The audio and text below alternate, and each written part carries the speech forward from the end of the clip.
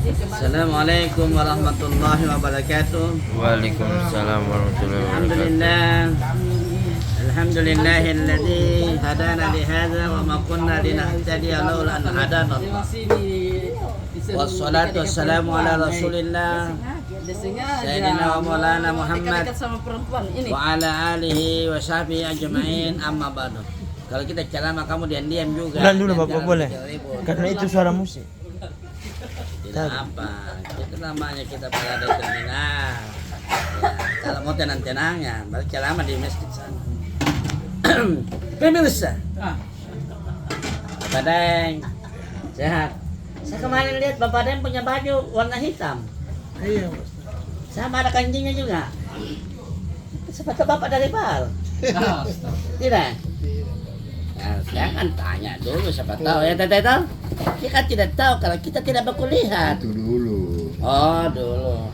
Tapi Teteh, ini harus Teteh bawa dia ke ini rumah sakit ini. Bercerita. Ini. Kalau dia tidak mau nanti Teteh saya bukan setrika. Kita setrika dia. Sehat toh Teteh? Teteh sehat? Sehat, alhamdulillah. Bagus. Alhamdulillah. Manual. Alhamdulillah. Kalau beliau ini sehat. Bagian samping. Sehat tubuhnya, Bagian samping yang sakit. sehat dompetnya. Amin. Masalahnya begini Teteh, biar kita sehat, kalau dompet sakit, tetap kita kayak mati-mati ayam. Jujur saja. Tapi kalau kita sakit, dompet sehat, insya Allah. Sakit itu lewat saja, biasa. Jadi perlu itu memang dompet itu harus memang sehat. Bapak itu lap-lap apa? Nah, okay. Saya mau bilang begini, ada cerita bagus, orang terdampar di lautan, di lautan, kan di pulau. Terdampar kalau di laut kan ya. Dia lepas di laut ini terdampar karena ini toh tenggelam. Belum. Dia megang papan. Nah, ada 3 orang. Temanya itu dapat apa namanya itu, lampu ajaib itu. Oh ya. Lampu ajaib. Kalau lampu ajaib temannya bilang gini, saya ditanya apa permintaanmu, udah saya mau kembali ke kampung saya. Yang satu kembali, toh yang satu pengen lagi lampu ajaib itu. Saya juga mau kembali ke kampung saya. Jadi 2 kembali, tinggal 1. Dia bilang gini, kayaknya ini tidak betul ini teman-teman gini, masa ada tinggalkan saya. Terpaksa dia bilang, saya mau keduanya kembali ke sini lagi. Akhirnya keduanya kembali lagi. Bersatu lagi. Akhirnya tidak setia kawan Pak. Mestinya itu harus 3-3-nya bilang, mari kita kembali ke kampung kita masing-masing. Tapi dia pilih masing-masing, satu pulang kampung. Akhirnya yang tengah lagi dia lagi nih, saya mau kedua teman saya kembali lagi ke laut.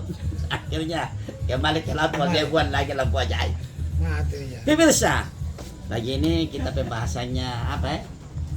Tentang ini satu hadis ini, man arada dunya fa'alai bil ilmi. Siapa yang ingin bahagia di dunia, fa'alai bil ilmi, hendaknya di ilmu pengetahuan. Bapak yang salah minum ini sambal Pak. Yang saya Bapak minum itu ya.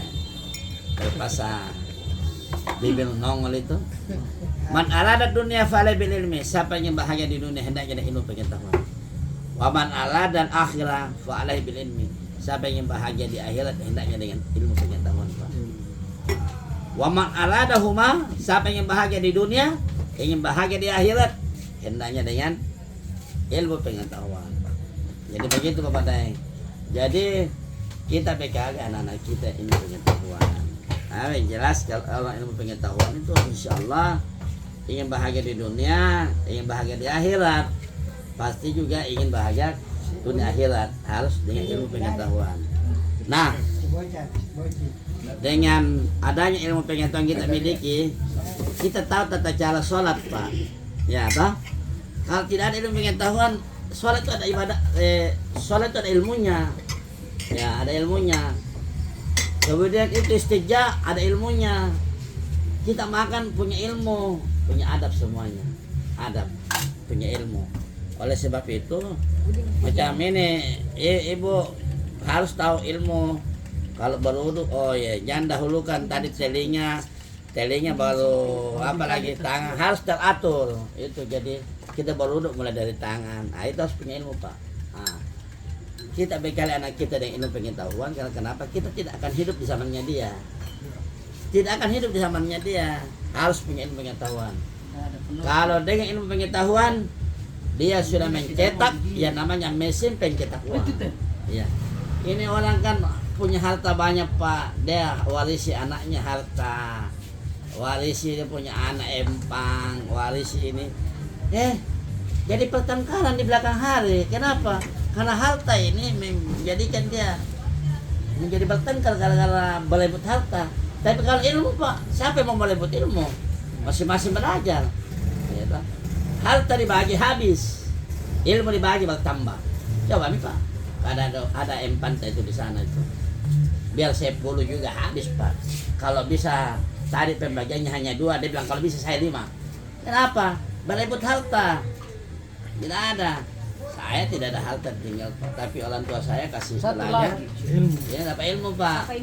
Ya, ilmu.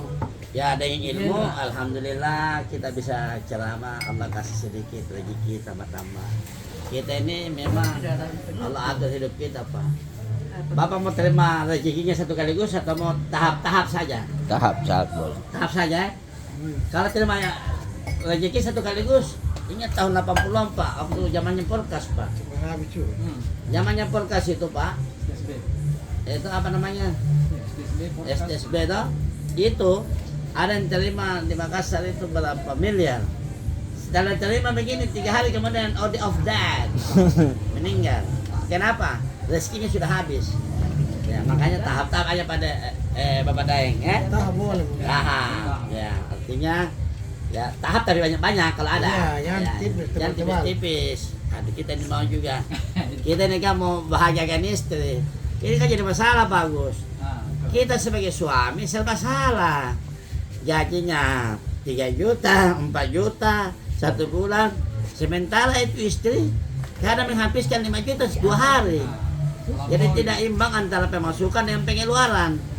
Nah, baru kita sudah bekerja, dia masih ngotot-ngotot lagi. Kau pergi ojek lagi.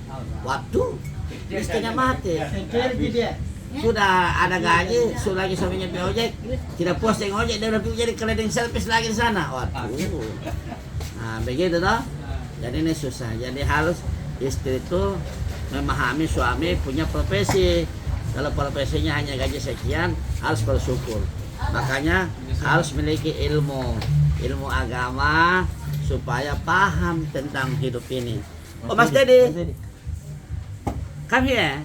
Sit down, please. Tete, ini kita punya sahabat bagi bendahara masjid. Ya. Ini insyaallah istiqomah. Tete, come here, Nes, please. Off the booking. Nah, booking tempat. Nah, susu. Mas Dede, tadi sambil pembahasan tentang ilmu itu sumber kebahagiaan dunia, sumber kebahagiaan akhirat. Siapa yang ingin bahagia dunia akhirat, hendaknya dengan ilmu pengetahuan. Ya, karena harta itu, Pak, kalau kita perhatikan habis dibagi, Pak. Biar 10 karung uang tetap habis. Coba seret-seret orang ganteng itu. Nah, kalau ilmu yang dibagi, dia akan bertambah. Contoh, saya ajarkan Bapak baca Al-Fatihah.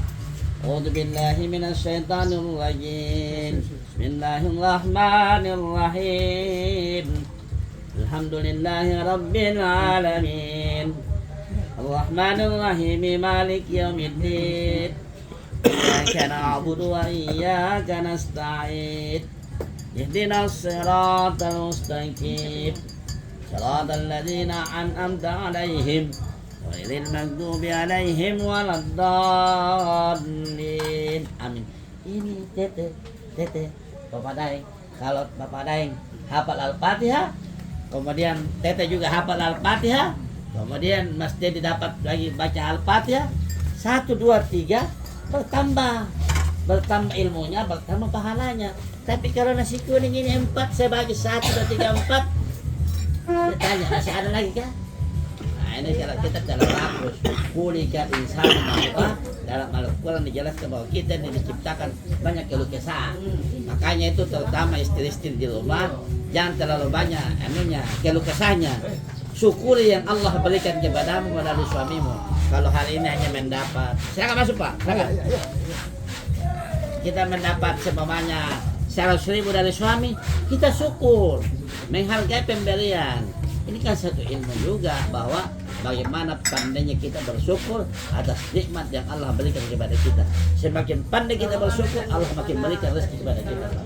La in syakartum azidannakum wa la in kafartum inna azabi lasyadid. Hamba yang pandai bersyukur, Allah tambah rezeki dan nikmatnya. Tidak pandai bersyukur, Allah nanti kasih dia siksa yang amat pedih. Itu Wadeng. Wadeng selalu bersyukur toh? Ya. Jadi empan di laut di sana masih ada. Kapan kita kurang sembangnya? Ya. Ah ini Pak Imam ini punya.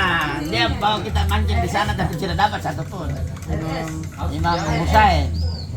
Yang bilang nanti bawa jaring. Padahal bawa jaring. Kosong. Aduh. Tidak dapat. Ya lanjut. Saya mau bertanya ini Bapak. Oh, boleh. Tanya dulu. Apa hukumnya kalau seorang wanita live di TikTok dan di Facebook? Apa hukumnya? Seorang wanita live di TikTok dan di Facebook. Atau Facebook. Ya. Pemirsa. Jadi wanita kita bedakan dulu. Ya. Kita kan ini ada 5 agama. Ya toh? Kalau agama sahabat mereka punya aturan agama tersendiri. Tapi kalau saya cerita tentang agama Islam, wanita yang live di TikTok atau di Facebook, ya.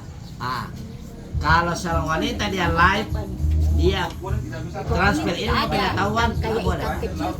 Semuanya dia mengajar di TikTok ya. Seorang wanita seperti dokter Alia Dahlan. Aisyah Dahlan.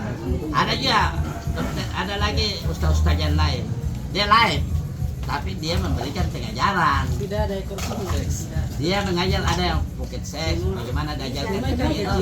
Ada satu diajarkan bagaimana tentang ketaatan kepada suami, otaknya laki-laki, otak perempuan. Itu dia dapat pahala. Tapi kalau seorang muslimah, tidak jilbab, dia live, hanya baku tonton saja, haram hukumnya Pak. Kenapa? Anadatul ula syahwa, anadatul ula lahmah, menatap pertama kali itu lahmat Pak. Tapi sudah kedua kali, sudah menjadi dosa Pak. Dosa. Yang tidak boleh. Hanya semata-mata kau live, hanya ingin mendapatkan cuan, sementara penghasilan suami sudah ada. Itu apa lagi? Ya, ini harus kita tahu sebagai muslimah. Kenapa? Harus punya ilmu Pak, ilmu agama, supaya tahu live ini begitu banyak laki-laki yang tonton kamu. Laki-laki lihat kamu semua memperlihatkan kamu punya wajah. Siapa yang tahu hatinya orang Pak? Ya, di top skill wajah kamu ketika tidur dia bawa dalam tidur. Dia lihat kamu, apa tidak dosa? Menjadi fitnah buat kamu sendiri, padahal kamu sudah punya rumah tangga. Iya, tidak puas kadang hidup ini. Ya, saya kalau istri saya larang live. Tapi kalau di Facebook itu, ya posting kegiatannya tidak ada masalah. Yang penting dia yang posting, ya itu menutup aurat. Nah, apa Pak? Penting kalau Bapak Daeng sama istrinya jalan pakai jilbab, posting suami istri, itu menandakan bahwa dalam kebahagiaan. Harus begitu, Pak Dede. Hidup ini harus juga pura-pura bahagia, supaya malaikat yang tadi kita pura-pura didoakan supaya jadi bahagia betul. Kadang orang juga menyatakan dia bahagia, padahal dalam kehancuran. Ya, tapi tidak apa. Masing-masing bersikap berbeda. Ya, tapi kita selalu berharap biar kita ini bahagia rumah tangga kita. Postinglah yang baik-baik. Ya. Ada juga orang itu hobinya posting uang. Kadang saya malu. Iya, apa dia? Posting uangnya kayak sudah banyak hartanya. Pamer kekayaan, saya malu itu lihat. Itu hukumnya apa? Aduh. Sebenarnya hukumnya itu posting begitu orang ubah oleh macam begitu. Itu bisa menjadikan kejahatan Pak. Ya, bisa kalau orang yang otaknya tidak bagus, memancing kejahatan, Pak. Jadi begitu ada, pertanyaannya bagus. Mengenai live itu perempuan itu sebenarnya haram hukumnya, Pak. Coba lihat. Muka yang diperlihatkan selalu wajahnya. Kecuali kalau dia memiliki ilmu pengetahuan. Ilmu pengetahuan, ilmu agama diajarkan kepada orang, itu tidak. Yang penting jangan posting membuka orang, tidak boleh.